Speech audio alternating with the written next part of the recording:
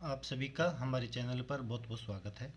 जैसा कि पिछले वीडियो में मैंने आपको बताया था कि अब हम जल्दी ही जो बोर्ड क्वेश्चंस हैं या बोर्ड एग्ज़ाम में जो पेपर आए थे उनका सॉल्यूशन पढ़ेंगे।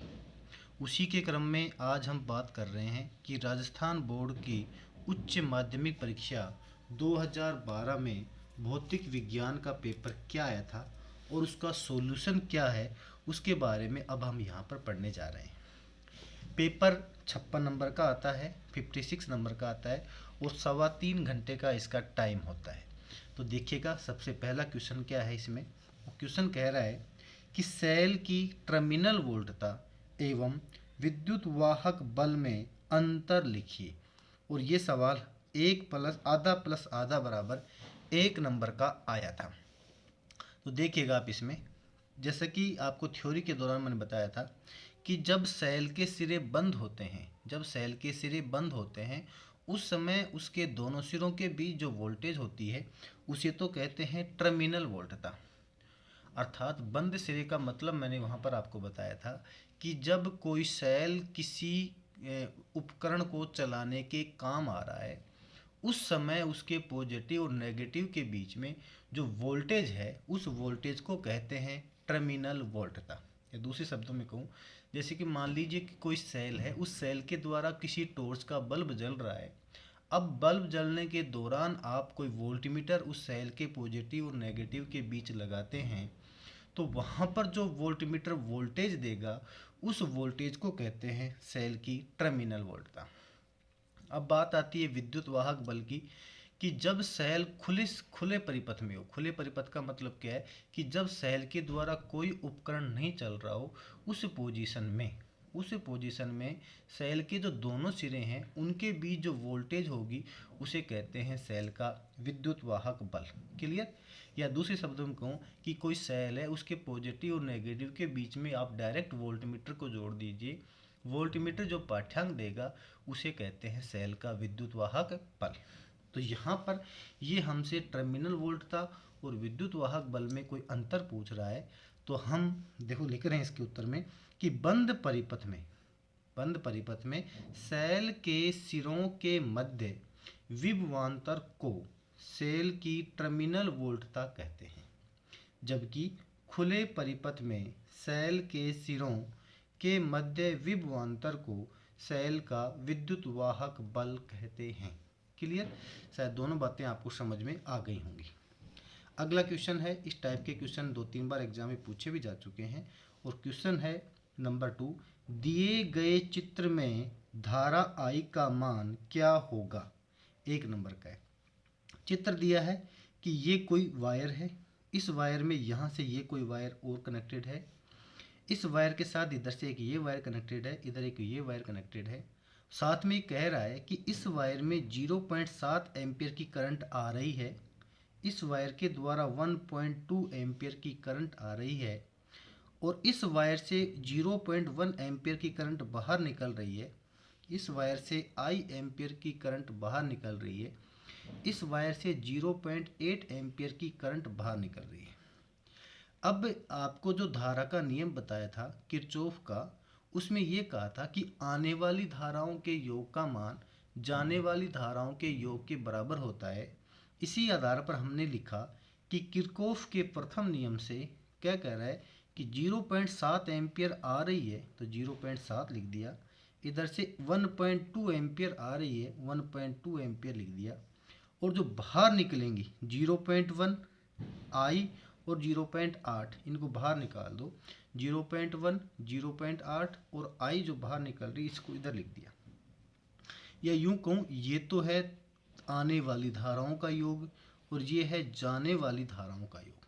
और अब इस इक्वेशन को सोल्व करके हमें आई की वैल्यू को फाइंड आउट करना है। तो देखिएगा आप, 0.7 प्लस 1.2 तो बन गया 1.9 बराबर 0.9 प्लस का आई, तो आई बराबर हो गया 1.9 माइनस 0.9 और आई बराबर हो गया 1 एम्पियर आंसर। क्लियर। तो इस प्रकार से हमने आई की वैल्यू को फाइंड आउट कर लिया है। अगला क्वेश्चन, 1 एम्पियर धारा की अंतरराष्ट्रीय मात्रक पद्धति में परिभाषा दीजिए।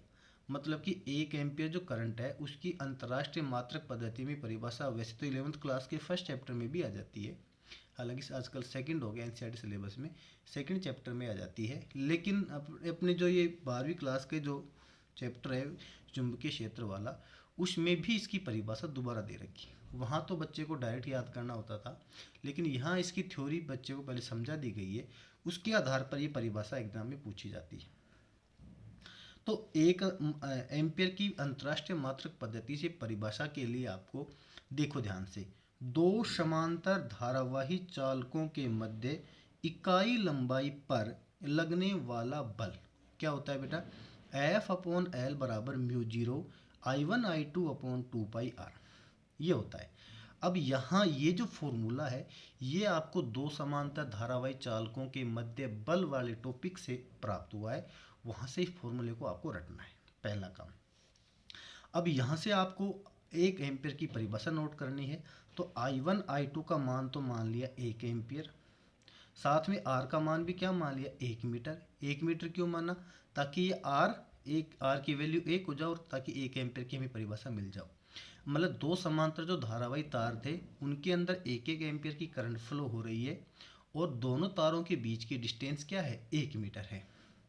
दूसरा L बराबर 1 मीटर, ये जो L है इसकी वैल्यू क्या मान ली 1 मीटर, मतलब जो दो तार बराबर जो लगे हुए थे समांतर लगे हुए थे उनकी लंबाई भी क्या मानी हमने 1 मीटर मानी। अब ये सारी वैल्यू आप इसमें सब्स्टिट्यूट कर दीजिए, तो F अपॉन यहाँ L की वैल्यू 1 हो ही चुकी थी इसलिए मैंने लिखा नहीं, यहाँ पे केवल F ही है, ये काट रखा है, बाकी तो म्यू 0 की जगह म्यू 0 लिख दिया। I1 I2 का मान 1 है और 2π का 2π R का मान भी 1 है, तो ये बन गया म्यू 0/2π। और म्यू 0 होती है वायु या निर्वात की चुंबकशीलता और इसका मान होता है 4π × 10⁻⁷/2π। 2π से 4π को काट दो आप तो क्या बनेगा 2 बनेगा, तो 2 × 10⁻⁷ न्यूटन। सीधी सी बात होगी ना, अगर दो तार हैं जिनकी लंबाई 1 मीटर है और अगर दोनों तारों के बीच की दूरी लंबाई भी 1 मीटर है, दोनों के बीच की दूरी भी 1 मीटर है, उस समय अगर दोनों तारों के बीच में इतना बल लग रहा है तो उन दोनों तारों में जो धारा बह रही है वो 1 एम्पियर के बराबर होगी। ये इसकी डेफिनेशन तैयार होगी। देखो इसको बात, यदि दो तार जिनमें समान दिशा में धारा प्रवाहित हो रही हो, समान दिशा का मतलब ये होता है कि जब दो तारों में समान दिशा में धारा प्रवाहित होती है तब तो लगता है उनके बीच में आकर्षण का बल, और अगर अपोजिट साइड में बह रही है तो लगता है प्रतिकर्षण का बल। तो यहाँ मान के चल रहे हैं समान दिशा में ताकि हम आगे आकर्षण बल लिखें। अगर हम विपरीत दिशा लिख देंगे तो यहाँ हमें लिखना होगा प्रतिकर्षण बल। तो यदि दो तार जिनमें समान दिशा में धारा प्रवाहित हो रही हो, जिनके मध्य की दूरी 1 मीटर हो, कितनी मीटर हो 1 मीटर हो, मध्य की दूरी R का मान 1 मीटर, तो उनकी इकाई लंबाई पर यदि इतने न्यूटन का 2 × 10⁻⁷ न्यूटन का आकर्षण बल लग रहा हो तो उनमें बहने वाली धारा 1 एम्पियर होती है। डेफिनेशन कंप्लीट होगी और आपको अगर ये फॉर्मूला याद है तो आप आसानी से डेफिनेशन को भी तैयार कर सकते हैं। यहाँ मैंने R लगा रखा है। R का मतलब आपको मैं बता दूँ, इस पूरी कॉपी में R का मतलब है रिपीट। रिपीट का मतलब ये क्वेश्चन बाद में भी कभी ना कभी 2012 के बाद आया हुआ है। तो आप देखोगे कि हर पेपर में जो R लिखे हुए हैं वो कम से कम 30 से 35 नंबर के क्वेश्चन आपको R लिखे हुए मिलेंगे। इसका मतलब बोर्ड के क्वेश्चन जो पेपर हैं उनमें से 56 में से 35 नंबर के क्वेश्चन इस रजिस्टर से ही रिपीट होने, ये इस बात को वेरीफाई करेगा ये R। अगला क्वेश्चन देखिए, क्वेश्चन नंबर 4 है, क्यूरी ताप की परिभाषा दीजिए। कि क्यूरी ताप की परिभाषा क्या वो देनी है, लोहे के लिए इसका मान लिखिए, 1 नंबर का सवाल आया था।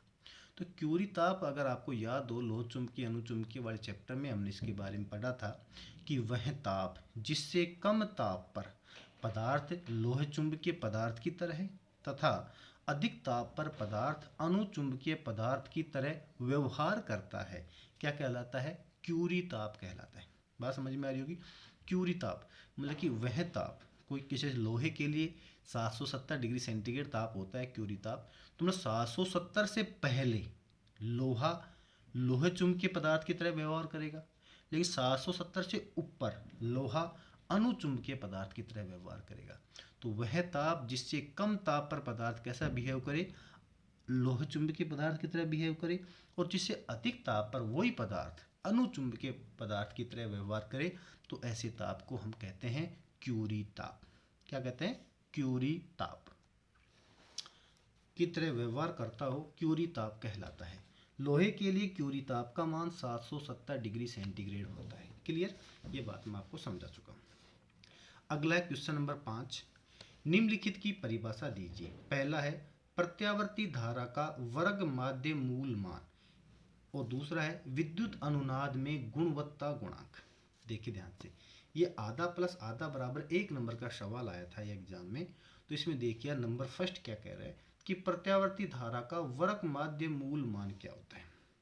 नाम से स्पष्ट हो रहा है कि प्रत्यावर्ती धारा का वर्ग का, औसत का वर्गमूल जो मान होता है वो उसका वर्ग माध्य मूल मान कहलाता है।